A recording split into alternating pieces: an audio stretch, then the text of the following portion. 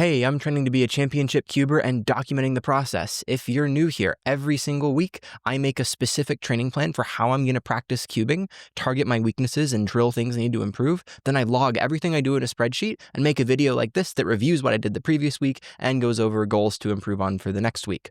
My ultimate goal is to make the final round at a major for everything from 3x3 to 7x7 sometime between now and the end of 2031. In today's video, I'm going to recap how I trained last week, and then I'm going to yap for a little while about my thoughts on volume and cubing, how much practice to do and why you need to do a lot of it, especially in light of the recent U.S. Nationals All-Stars competition that just happened. And then I'm going to talk about what I'm going to improve on for next week. My next competition is Temecula Valley Winter on December 13th, where I'll be doing 3, 4, and 6. And I am currently sponsored by nobody. This could be you. If you are a sponsor watching this, you know who you are. So first, what did I work on last week? So my main focus was 3x3, and I'm being coached by Luke Greiser. On our coaching call a week ago today, we talked about what I should be working on, and I said, hey, give me a lot more work. And boy, he did. The training plan he laid out for me would take me over 4 hours to do every single day. I did not end up doing that every day, but I used all the different things we talked about. The various things I had to work on were improving my TPS, and for TPS, I did PLL time attacks and average of 100 for last slot, last layer. I also started in the look ahead category, learning two-sided PLL recognition, as well as working on 2-look F2L, which is where you scramble the cube with the cross solved, you look at the 3x3, you close your eyes, you try to solve 2 pairs blindfolded, and then you open your eyes, look at 2 more pairs, and then do it blindfolded again. I also started learning finger tricks using pinch F moves, and those were super frustrating at first, but got easier as the week went on. I realized that a lot of the time I was trying to do a pinch F prime, and I was accidentally turning a wide F prime, and I needed to use my middle finger or 4th finger under the cube to stabilize. I also realized that doing this with my left hand is just kind of impractical. And then I was supposed to aim for 150 solves every single day. That ended up taking the most time out of any single thing I did this week because I'm trying to become dual color neutral. After 10 years of only solving on white, I'm finally solving on yellow and white. So what did I actually do since that was all assigned to me? Well, here's my thoughts on the week. I only did 3 days of actually cubing. 4 days out of the last 7, I did very little, which is a big problem because the biggest thing in improving, which I'll yap about this later, is momentum. So next week, I'm going to aim for no 0 days. Even if I don't do everything, I need to do something across all my disciplines. Having momentum is way more important than grinding a lot. Something else I noticed is I did a lot of PLL time attacks this week. I got down to a 25-second PB. Today I had like a 12 in a row where I was under 30 seconds. I'm using a really fast cube. I'm using a Waylong V11 20 magnet ball core. It's crazy fast, but I've gotten used to it. So the thing with TPS is I've noticed that as my PLL time attack is getting better, my solves are getting more fluid, which is not what I expected to happen. I just expected the last layer to get better, but my highest level of turns per second is improving, which means that my usable turns per second is improving. So with weightlifting, I measure strength by 1 rep max. If I load up the bar with the heaviest possible bench press, what can I do? So with cubing, that's kind of like PLL time attack. What's the single fastest PLL time attack I can do? But improving your 1 rep max also improves what rep weight I can do for 10 reps most of the time. So improving my PLL time attack doesn't necessarily mean I will turn that fast in a normal solve, but I will still turn faster. Pushing the top end of my turns per second still raises my usable floor. So I really, really liked working on TPS this week. I didn't realize how bad it was and how much better it could get. A huge progress update is that my recognition with yellow is almost identical to white. That's massive. If you had told me 5 weeks ago that I'd be dual color neutral by the beginning of November, I would have laughed at you. I would have said, no way, dude. I've been a white only solver for 10 years. I will not be switching to yellow anytime soon. And lo and behold, after a couple thousand solves and about 5 weeks of only solving on yellow, I'm there, which is crazy to me. It gives me so much hope. Like being dual color neutral opens up so many options in inspection, and it makes inspection so much more fun. Because now every time I pick up the cube to inspect, I have decisions to make, which forces me to think. So before, if I was looking at white only, and I couldn't find my first pair, I would kind of give up and just jump into the solve. But now, because I have to look at yellow and white, I kind of have to force myself to find a reason to go with one over the other. So in other events where I'm color neutral, like Pyraminx, I inspect really hard to find a good solution because I have to have a reason to go for a particular one. Now with 3x3, I have the same thing. So I think I'll enjoy solving and inspecting a lot more because there's decision making from the start of every solve.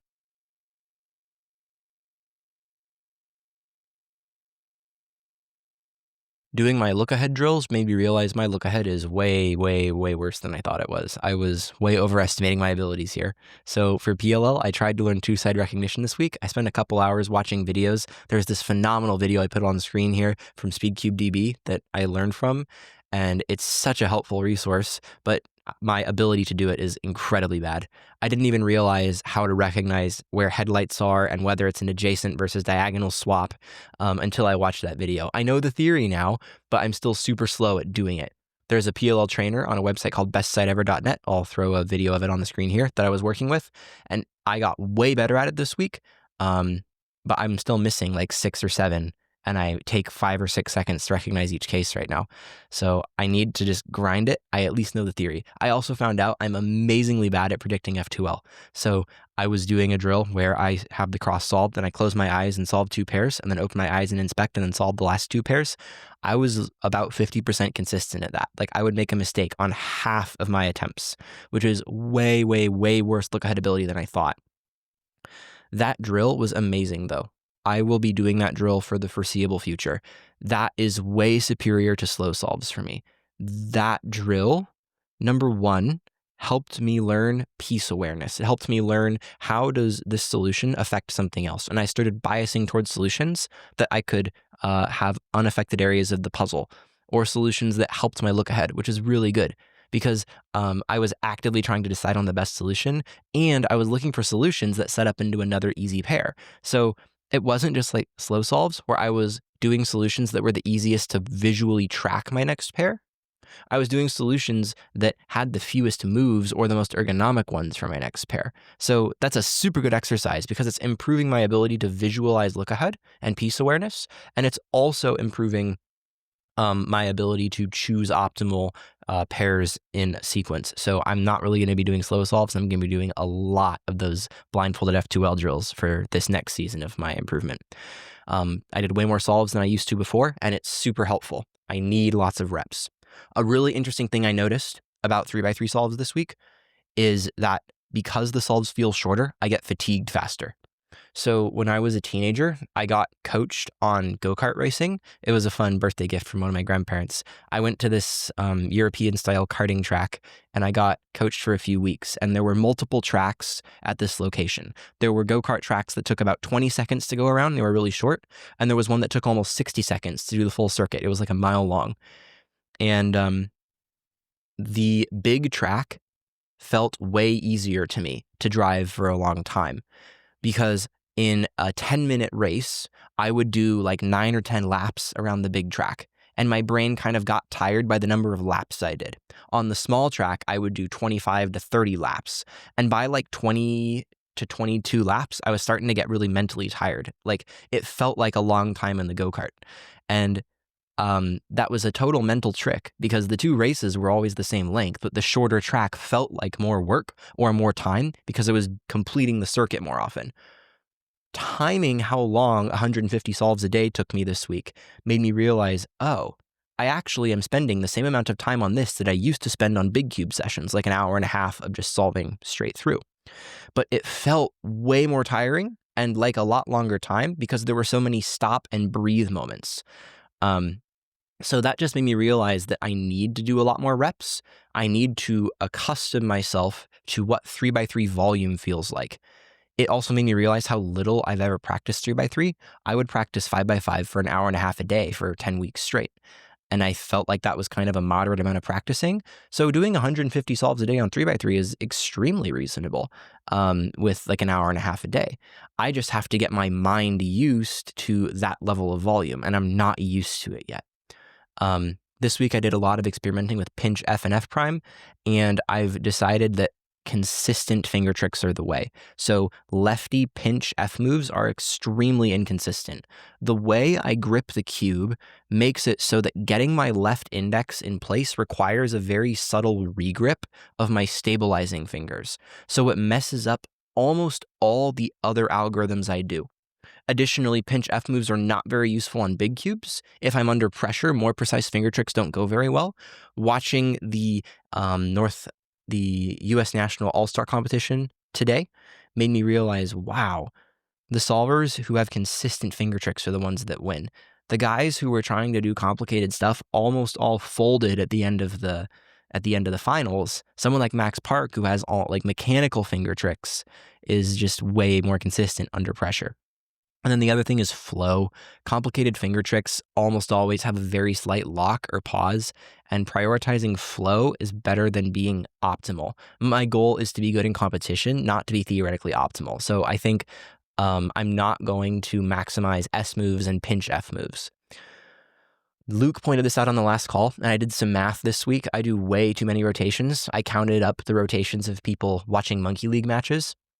And in this last week's Monkey League match, I counted every rotation on every solve, and Yufeng averaged 2.07 rotations. He was almost always 1 to 3 rotations, and most of them were to avoid F moves. Like, he would rotate and then rotate right back to where he was because he didn't want to deal with F moves for a misoriented F2L case.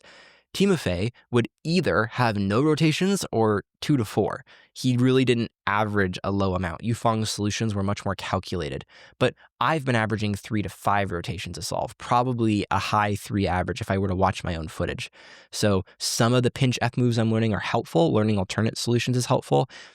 Doing the double blind F2L drill has been really helpful, but all that stuff has been like extremely valuable to me to realize, wow, my solutions need to get a lot more efficient. And then I'm actually dual color neutral now. I mentioned this over here, but that's just totally insane to me. Totally insane. So I spent about 12 hours with my 3x3 this week, which is about where I want to be as far as weekly time commitment. Big cubes I barely touched, and I'll talk about that in a second. Okay, now to yap a little bit. So the thing that I wanted to talk about is that with cubing, to get fast, the single most important thing you can do is just solve. Just do more volume. Right now, there's a lot of people around competitive cubing and like commentating it and doing podcasts about it who are talking about cubing intentionally. And I'm one of those people in my own head. I want to train, not just practice. I want to be intentional with how I use my time. I want to be smart about how I solve.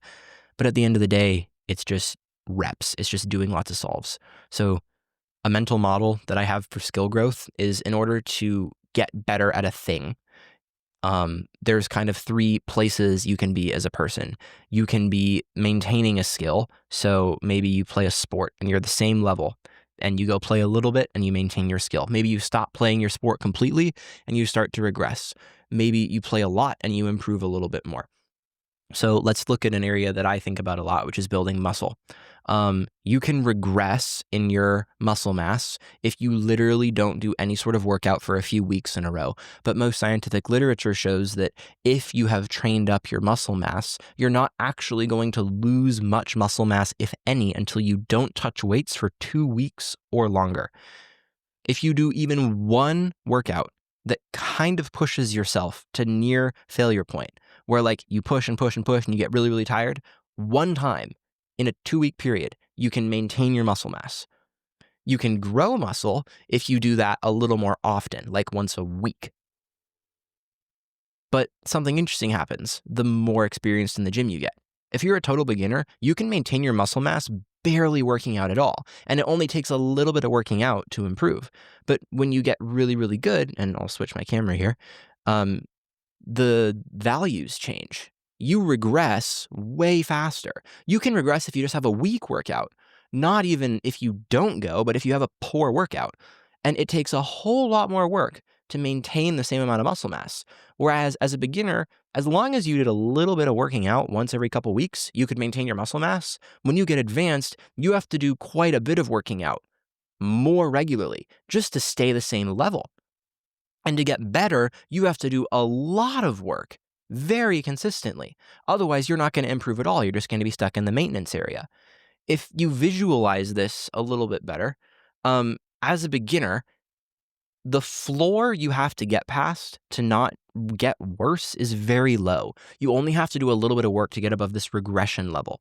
And to be in the maintenance level, it only takes a little bit of work. And if you just do like a moderate amount of work, you are, every time you work out, going to get stronger and get better.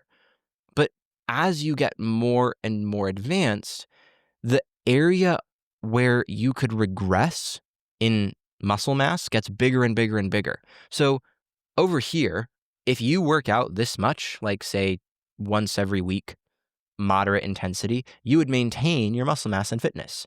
But when you get really, really advanced, if you're an Olympic athlete and you work out once a week at moderate intensity, you're going to actually regress. Like the targets for improving your skill, maintaining your skill, and regressing at your skill change the better you get at your skill. So what used to be maintenance mode is actually making you worse now. And something that used to be very significant improvement, like I'm going to do 3 workouts a week at high intensity. When you become super, super good, that's just maintaining your skill. That's not improving. When you get really, really, really good at fitness, you have to do a ton of work to improve. So how does this apply to cubing? Here's how I model this out with cubing. When you're a beginner or you're early intermediate speed solver, you're starting to learn CFOP. If you literally do not touch the cube for weeks at a time, you will start to get worse. But if you just do a few solves every week as a beginner or early intermediate cuber, you're going to maintain the exact same speed. You're not going to get worse. You're not going to get better. And if you can just be consistent and every single day or every couple days show up and put in like 25 solves, you're going to get better. It does not take as much effort as people think to gradually improve at cubing. But when you get good at cubing, the faster you get, the more knowledge you get, doing a few solves a week, you actually get worse. This happened to me over the last 8 months. I had a cube laying around, but I wasn't intentionally practicing. I would put in a few solves here or there, and then I got worse over the course of 6 months. I was touching the cube in a way that, as a beginner, that would have made me maintain my speed or even get a little bit faster. But as a really experienced solver, I actually got worse practicing this amount. In order to maintain, you have to put in a pretty solid amount of work, an amount of work that as a beginner would have sent me into the stratosphere of improvement.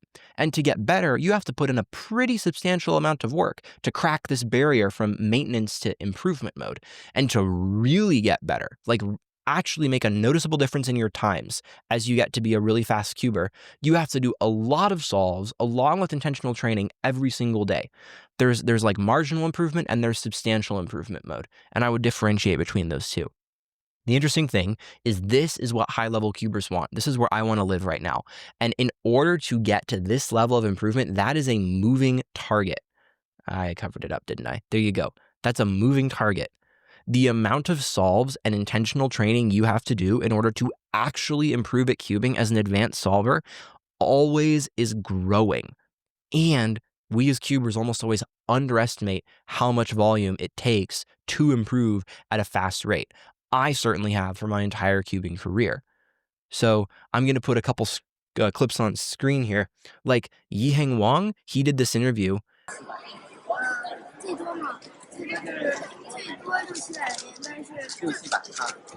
That's crazy. He did 300 to 400 solves a day. That is a lot of hours with the cube. Or there's this great clip of Timon. So how much do you cube in a day? Like as much as I'm awake minus eating. Just all I do is cube. There's a whole bunch more clips like this, but I like these two because they're from people at the top of their game. They didn't leave anything up to chance. That's almost all the brain power in a day that you have to cube. Those people didn't let the target move. They just put all the energy they possibly could into cubing, and then as the target moved, they were hitting it every single day they practiced no matter what. So when I think about volume, there's 3 components to it. There's the number of reps you do, there's the quality of those reps, and then there's the time you have in the game. So to break those down, reps is just straight up number of solves you do. And there are some people who just do a whole lot of solves, like a lot of solves. You see their CS timer session, you go, wow, you do a lot of cubing. But number of solves doesn't matter. We all know that you can do gazillions of solves and not improve. The quality of what you do also matters. And there are some people who are extremely regimented about their training. Everything they do has to be structured and planned out, and they have hard weeks and easy weeks and deload weeks, and they really care about their mentality. But that can also lead to poor results if you're not just pouring in lots of reps. Generally, the people who do a gazillion solves perform better than the people who primarily focus on quality, because quality only goes so far, but you can always solve more. The last interesting variable is time in the game. So there are some people who put in lots of solves at a really high quality and just don't seem to get the results they want. No matter how much work they do, the quality of their results isn't quite there. But your results will come the more mature you get as a cuber. The more time you spend at a skill level, the better you get, which sounds weird, but like if you stay a 6-second solver for a year and you keep putting in quality reps, quality solves, you will actually get better. In weightlifting, we talk about this. 2 different people can squat the same weight, and one person can be stronger than the other because of the way they do the squat, or how they perform in competition, or how likely they are to get injured.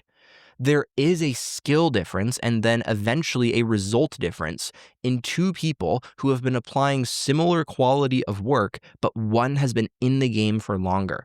This is why I'm really interested if we can get some of these guys like Maddie, who are in the community doing really well as cubers who have been around for a while, to stick around. It's also interesting to me that there are people like Kevin Hayes or Felix Zemdegs who put in a whole bunch of reps and quality, and now their time in the game is carrying them. Kevin Hayes podiumed in 7x7, and he's been a retired cuber for a really long time, but his maturity as a cuber in his skill carries him. Like, volume has multiple components to it.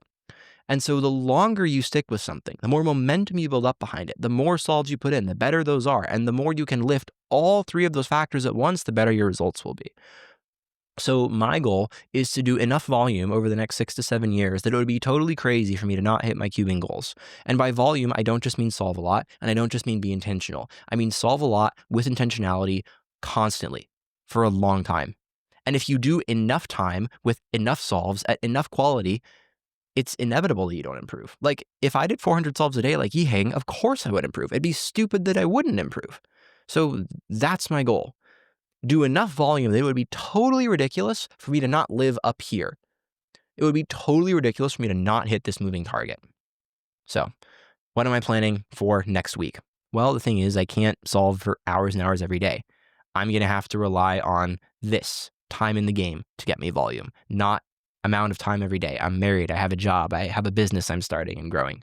So the mantra for the next while is going to be no 0 days. I know there will be days where I have more time and days where I have less time, but I never want to have days where I just completely don't touch my cube. And the reason is that momentum is way more important than grinding in one day.